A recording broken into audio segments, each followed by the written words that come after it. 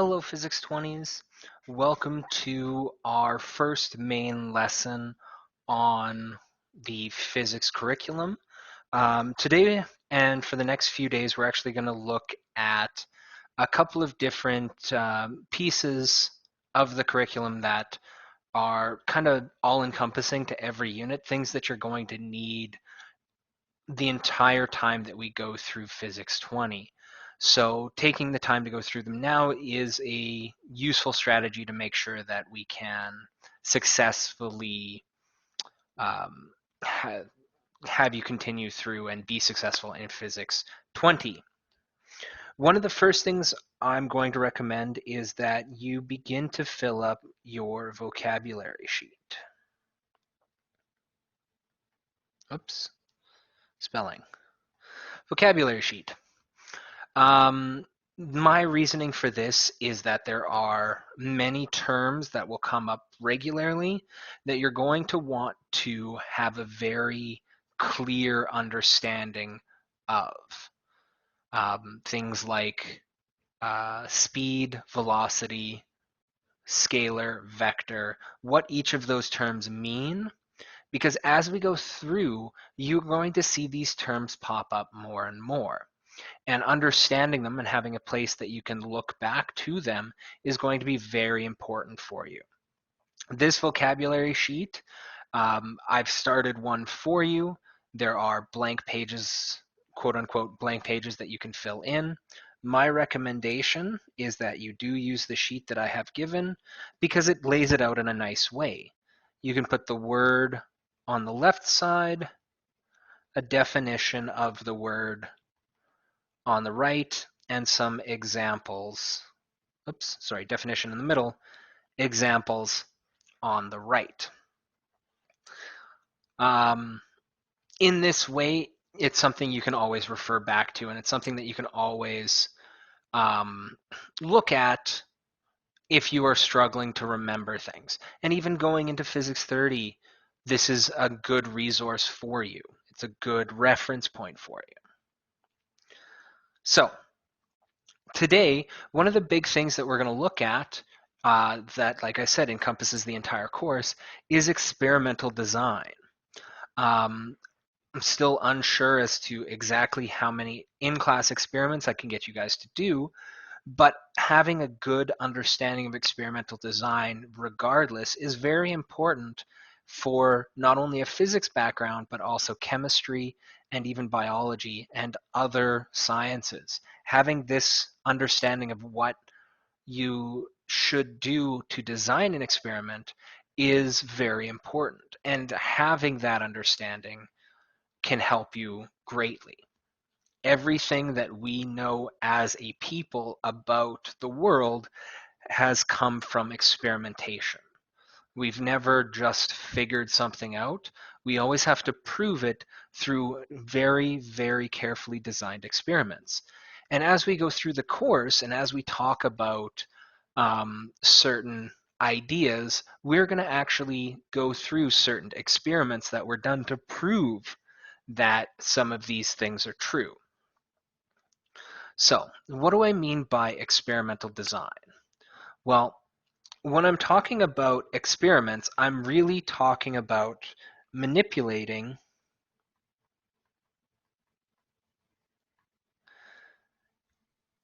independent variables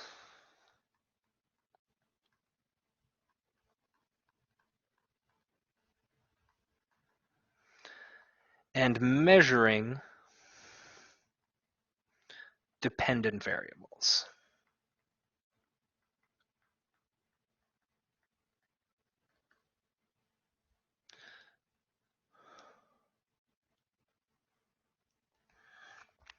Now, here are two great words, two great terms to put on your definitions for your vocabulary. What is an independent variable? What is a dependent variable? Well, when it comes to variables, we need to understand these very clearly. An independent variable is a variable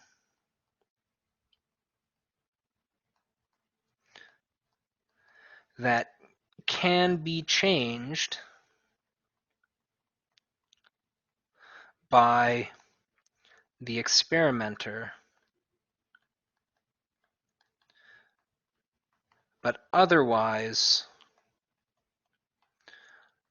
does not, or sorry, not does not, is not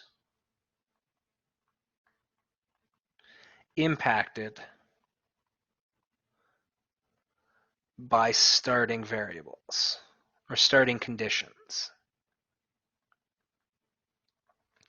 So for example, time is oftentimes a very good independent variable, right? It's something you can change, but it doesn't really have an effect on the object that we want to measure. You don't really affect time by measuring it at different time period. You can measure at different time periods to change one aspect of it, but in and of itself, the independent variable is chosen by you.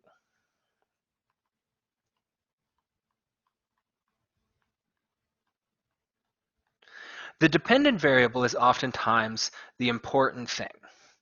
The dependent variable is the variable or a variable that changes based on the starting conditions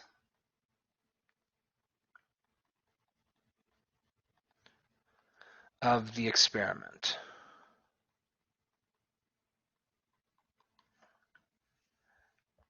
So, for example, a example of an experiment could be, how does the amount of phone time before you go to bed affect your sleep? Your independent variable could be the amount of time that you're using your phone before you go to sleep in minutes or hours. The dependent variable could be, how many hours do you sleep? In those cases, the independent variable is the one that you've chosen. How many minutes of phone use before you go to sleep? And the dependent variable is what changes in the experiment, or what is measured.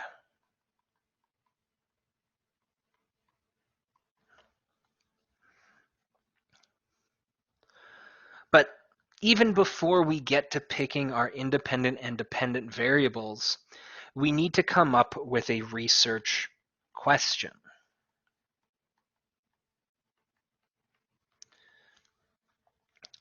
We need to come up with a question that is asking what we're looking at. What are we trying to determine by this experiment?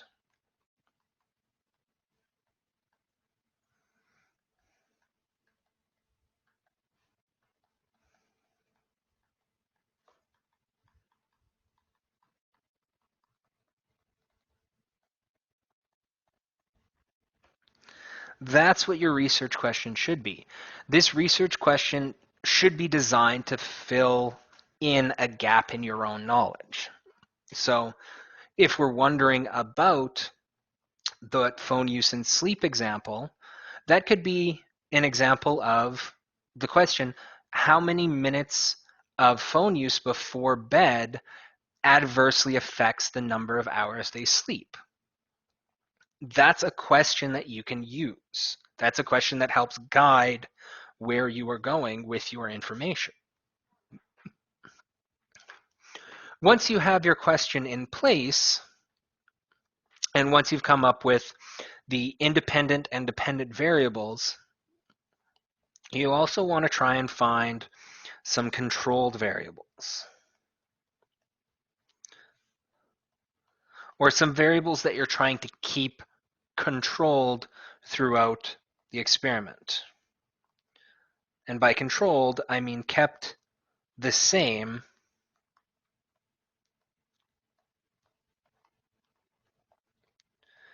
throughout the experiment. And the reason why we do this is to avoid having extra variables affect, our dependent variable.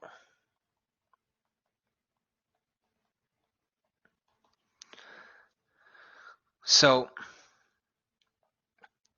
we want to make sure that certain natural variables that exist that could be independent variables aren't being changed from experiment to experiment, so that we're keeping track of how the experiment is set up.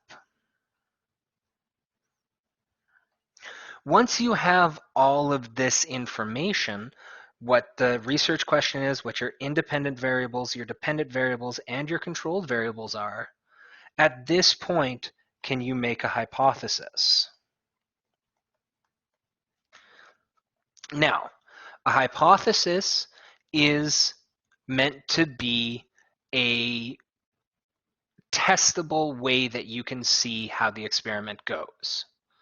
So in our phone use and sleep experiment, we can come up with multiple hypotheses. We can come up with the basic hypothesis, which we call the null hypothesis.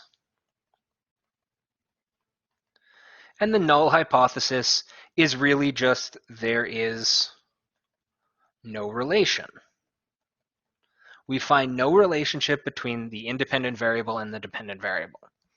That's the null hypothesis. It means nothing happened. There's often also alternate hypotheses, which again is alternate from the null, which means there is a relation. And in this case, we want to be very clear about the relationship. So in our phone case, we could say that increasing phone use leads to a decrease in sleep. That is the alternate hypothesis.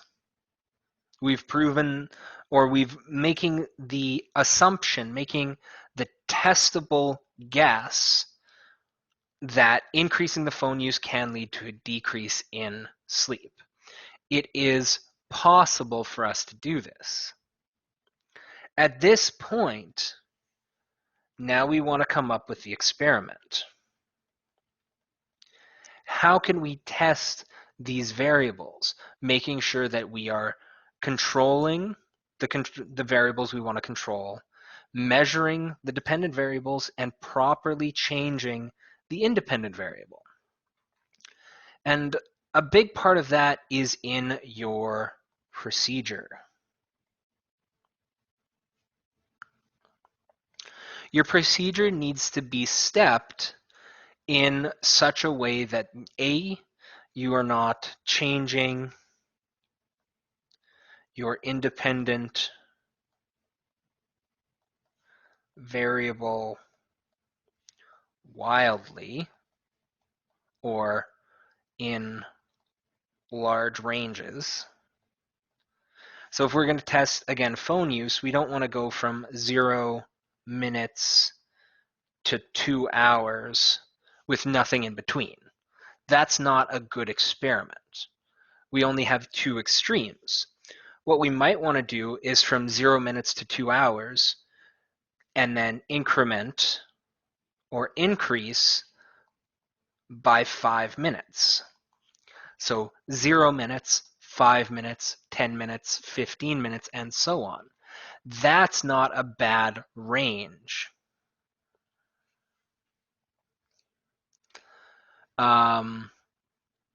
You also, again, you might want to double check how large your stretch is. 2 hours might be too much time.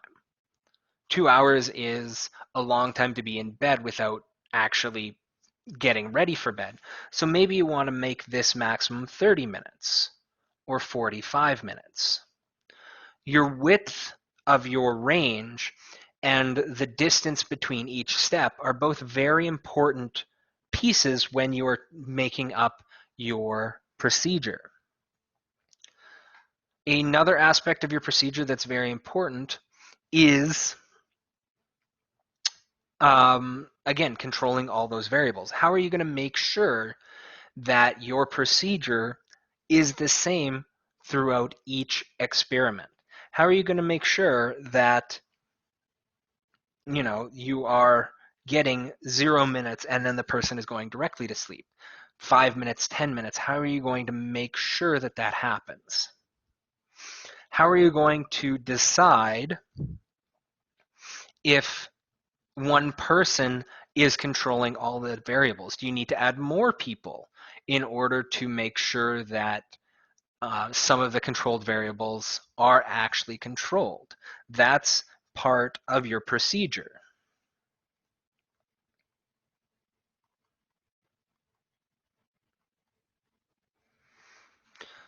Really, when it comes to experimental design, what matters most is A, does the experiment that you are designing accurately test either of your two hypotheses or test for your hypothesis? B, does it follow your research question? It should if you're actively doing your hypothesis. And C, are you controlling to the best of your ability your controlled variables and manipulating only your independent variable and measuring only your dependent variables? You need to be very careful that you're not adding variables in that might make things more difficult. So let's do an example of this just to see. So if I was going to do this phone use and sleep, what I would say is, okay, whoops. I want to use 50 participants.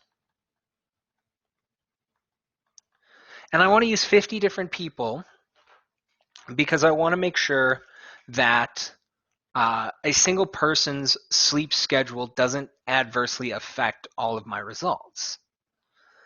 I'm going to be looking at averages for each person, and then comparing them to averages across the group for each level of my independent variable. So my averages, what do I mean? Well, if one person I know sleeps about 7 hours on average and one person sleeps 9 hours, I can compare those as a baseline so that, say this is 0 minutes, at 40 minutes, if I see that this person is 7 hours and this person is 9 hours, I know nothing has really changed. But if I see this person at 6 hours and this person at 7 hours, then I know that there has been some impact. Having that baseline is also very useful to you. Having a starting point lets you know if something's changed.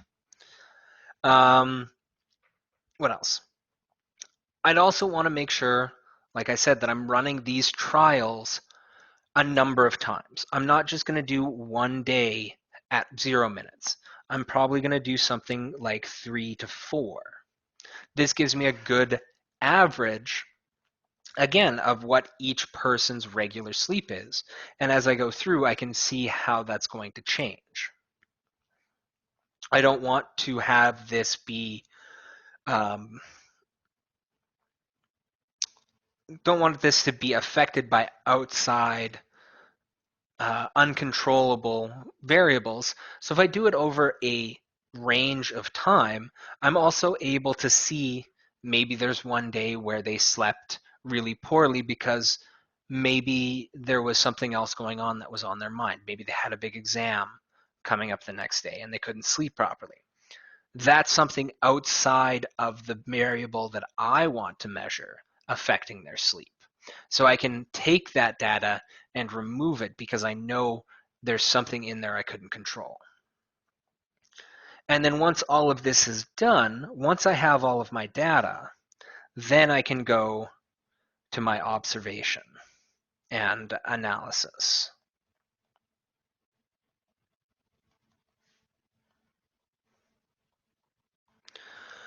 Once I have my observations done, once I've plotted everything down, I can take all of this data and I can look at patterns. I can look to try and find patterns.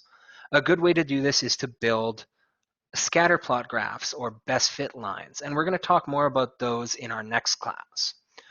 But we can look at the data and see if we're actually getting information related to the experimental design, the experimental question that we started with. Are we seeing a change in the average sleep for these people? Are we seeing a change as this goes through? Yes or no? And then from that, we can draw our conclusions. Was a change found? If a change was found, how do we know a change was found? Well, we can look at our analysis. We see that in our analysis, 67% of the people that we worked with, of those 50 participants, 30 plus of them found a detrimental effect of using their phone while right before going to bed at a time frame higher than 20 minutes. We were unable to disprove the null hypothesis if it was under 20 minutes, for example. You can have stepped conclusions that say hypothesis was true for X or for a time period greater than 20 minutes because, and everything that you showed above. And then say for under 20 minutes, we couldn't really prove one way or the other. That is a legitimate answer and a legitimate way to answer your experimental question. The last thing I wanted to mention, because a lot of students, whether they are in pre-university, pre-college as you guys are, or in a graduate level setting, a lot of students have problems with the ideas that you will hit this null hypothesis very often. It happens very regularly. What you thought would be something that would happen doesn't happen the way you thought it would. And the independent variable doesn't affect the dependent variable in any way. When that happens, that's okay. It's okay because even the null hypothesis, even failure to get the answer that you thought was there is still an answer. It still tells us something about what's happening. And because of that, you get more information about what might affect it. So you can build a new experiment that might be able to find the answer that you're looking for. Okay, I'm going to leave it here for today. If you guys have any questions, please let me know, and we will see you next time.